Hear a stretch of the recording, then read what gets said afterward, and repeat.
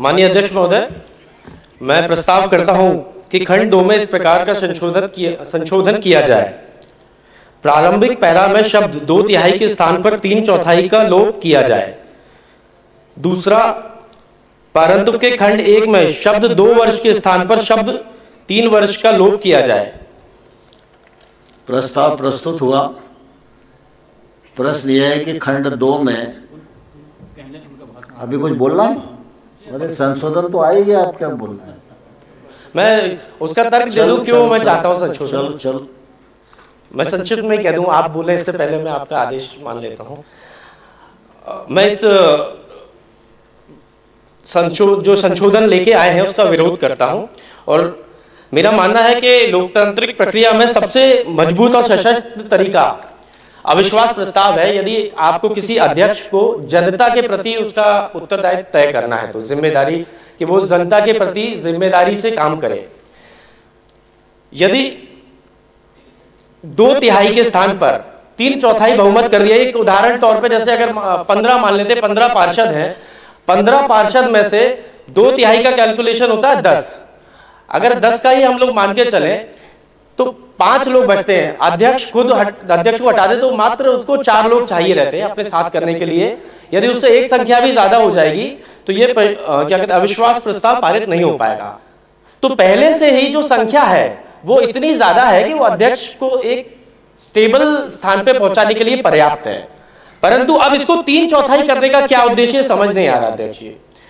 मैं समझता हूं कि जनसंघ ने पुराने आंदोलनों में साथ दिया था। जब जयप्रकाश नारायण जी ने 1974 में आंदोलन किए थे, जिनका उल्लेख है राइट टू रिकॉल के लिए, और राइट टू रिकॉल की बहुत मांगे उठी थी उस समय पे, बहुत आंदोलन उठे थे उस समय पे। जनसंघ ने खुद समर्थन किया था और जनसंघ ने समर्थन किया तो आज आप उस विचारधारा का कैसे विरोध कर सकते हैं? ये बात तब से आई और राइट टू रिकॉल को मजबूत करने की बात सुप्रीम कोर्ट ने कई बार कही, लेकिन ये मजबूत करने के ये तो सिर्फ अध्यक्षों को मजबूत कर रही है। आप 2 वर्ष की जगह 3 वर्ष के कार्यकाल को ले जा रहे हैं अविश्वास प्रस्ताव लाने के लिए। मुझे लगता है ये एक घबराई हुई सरकार का कमजोर निर्णय प्रतीत हो रहा है, जो सिर्फ और सिर्फ अध्यक्षों को सहानुभूति दे रहा है। और यदि यह निर्णय पारित होता है तो अध्यक्ष खुल के भ्रष्टाचार करेंगे, फिर उनको मालूम है कोई माइकल लाल उन्हें नहीं हटा पाएगा। दूसरी बात, जैसा आदरणीय कैलाश विजयवर्गीय जी ने कहा कि यदि कोई भी छोटी सी जन समस्या होगी, निश्चित ही ये बात सही है कि पार्षद के घर पे जनता जाएगी, लेकिन फिर उन्होंने पूछा उनको कौन गाली बकेगा? पहले उन्होंने कहा आप गाली बकेंगे, फिर उन्होंने बोला जो दूसरा आएगा फिर वो भी गाली बकेगा। तो ऐसा समय पार्षद विकास करने के लिए चुना गया है कि जो घर आए गाली बकेगा? ये कृपया स्पष्ट करें, क्योंकि मुझे लगता है ये भाषा के पार्षद जहां जा रहे हैं या लोग उसके घर जा रहे हैं गाली बकेंगे, मुझे नहीं लगता। हम अगर मैं अपनी बात कर रहा हूं, मेरे को जो संस्कार मिले हैं, अगर मुझे किसी पार्षद से कोई समस्या होगी तो मैं घर जाऊंगा लेकिन गाली नहीं बकूंगा। मैं उनसे आग्रह करूंगा कि माननीय पार्षद जी ये मेरा काम है, यदि आप स्वीकृत करें या मदद कर सकते होंगे, गाली तो नहीं बकूंगा। मुझे मालूम है देखिए आप भी नहीं बकेंगे, तो आपको भी इस चीज को हटाना चाहिए रिकॉर्ड से। तो मैं चाहता हूं तो अपनी बात को समाप्त कर दो। मैं अपनी बात को बस इतनी कह के समाप्त कर रहा हूं कि इस पूरे संशोधन पे एक बार पुनर्विचार करना चाहिए अध्यक्ष जी। ये हमारी जो लोकतांत्रिक प्रक्रिया है, जिनका बाबा साहेब का चित्र पीछे है, जिनको हम लोग सदैव प्रणाम करते हैं, उनके आदर्शों के खिलाफ है ये निर्णय। हम इस संशोधन का विरोध करते हैं और मैं चाहता हूं जैसी स्थिति थी पहले यथावत स्थिति रखी जाए। बहुत बहुत धन्यवाद। माननीय सभापति महोदय, ये जो विधेयक लाए जाते हैं या विधेयकों में संशोधन लाए जाते हैं, उनका उद्देश्य बड़ा पवित्र होता है। निश्चित ही सुधार, शिक्षा के स्तर के सुधार के लिए लाए जा रहे हैं, ऐसी आशा है। विभाग के जो सर्वोच्च पद पे कह लें या सर्वोच्च संवैधानिक पद पर कहूंगा मैं, जो स्थापित होते हैं आदरणीय मंत्री जी और हमारे शिक्षा मंत्री जी, मैं उनका सम्मान करता हूं, परंतु सर्वोच्च पद पे स्थापित व्यक्ति उस पद पे रहते हुए जब ये बात कहें अतिथि शिक्षकों के लिए कि मेहमान बनकर आओगे तो घर पर कब्जा करोगे क्या?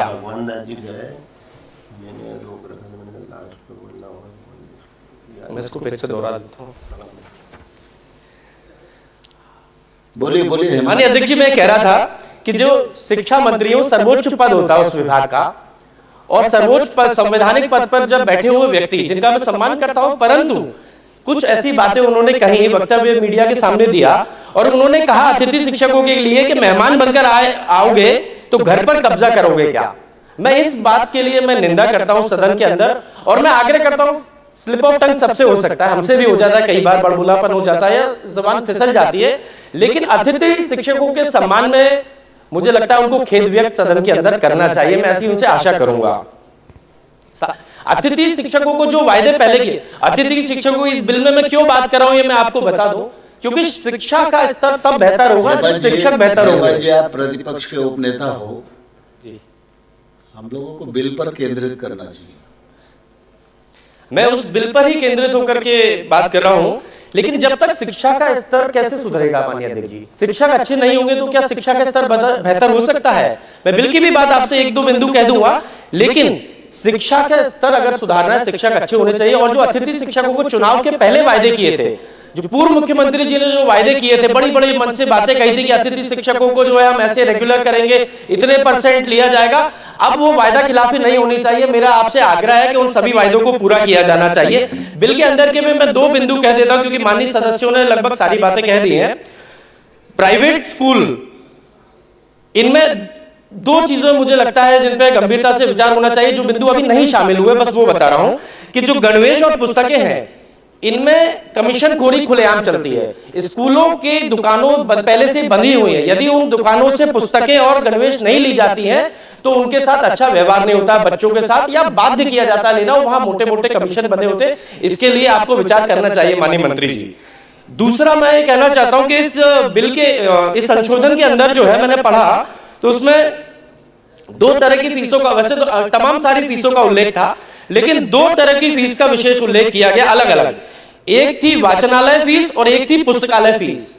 मैंने आज तक माननीय अध्यक्ष जी जितनी भी लाइब्रेरी देखी है, चाहे ये विधानसभा की लाइब्रेरी हो चाहे बाहर की लाइब्रेरी, मैंने कम से कम 50 लाइब्रेरी देखी, लेकिन कभी भी मैंने ऐसा ये कल्चर नहीं देखा है कि लाइब्रेरी के अंदर ही वाचनालय शामिल होता है, उसकी अलग से फीस वसूली जाए। मैं समझता हूं इसको संशोधन करना चाहिए बिल में, क्योंकि अगर वाचनालय की अलग से फीस, वाचनालय क्या होता है, 2 टेबल लगा दी, 4 कुर्सी लगा दी, वहां पे बैठेंगे, वो अपनी स्टडी करेंगे, इसकी अलग से फीस नहीं प्रावधान होना चाहिए। एक तरह की लूट की छूट है, मैं समझता हूं उसमें विचार करना चाहिए माननीय मंत्री जी को। प्राइवेट स्कूलों पर जितना ध्यान है, पहले शासकीय, क्या पहले हम अपने घर को साफ करें फिर हम दूसरे के घर को देखें। शासकीय स्कूलों की बात तो कर ही नहीं रहे, सीएम राइज स्कूलों की बात नहीं कर रहे। शिक्षा का क्या स्तर है, पहले सब लोग सरकारी स्कूलों में पढ़ते थे, आज मैं पूछना चाहता हूं आपके माध्यम से, 230 विधायक हैं जो अभी यहाँ सब तो नहीं उपलब्ध है, क्या 230 विधायक में से किसी का भी बेटा अगर इस शासकीय स्कूल में पढ़ रहा हो तो कृपया मुझे अवगत कराइएगा। शासकीय स्कूल में कोई भी व्यक्ति अपने बच्चों को, अपने परिवार के लोगों को भर्ती करने से बच रहे हैं। हमारे सदस्य फुंदेलाल मार्को जी ने भी ये बात कही थी, लेकिन मैं चाहूंगा उनका स्तर बेहतर करने के लिए हमको कदम उठाने चाहिए। और यदि इसमें आप हमारे सुझाव भी चाहेंगे तो ऐसा नहीं सिर्फ आरोप लगा रहे, आप हमें कहेंगे तो हम भी शामिल होकर के सुझाव देंगे, लेकिन मेरा आग्रह है कि इस पर ध्यान देना चाहिए। मैं इस संशोधन का आंशिक समर्थन करता हूं, यदि इसमें और बेहतर थोड़े सुझाव लेकर के लाएंगे तो मैं इसका पूर्ण रूप से समर्थन करूंगा। इसलिए इस पर एक बार पुनर्विचार करके इसको लाना चाहिए। आपने मुझे बोलने का अवसर दिया, बहुत बहुत धन्यवाद।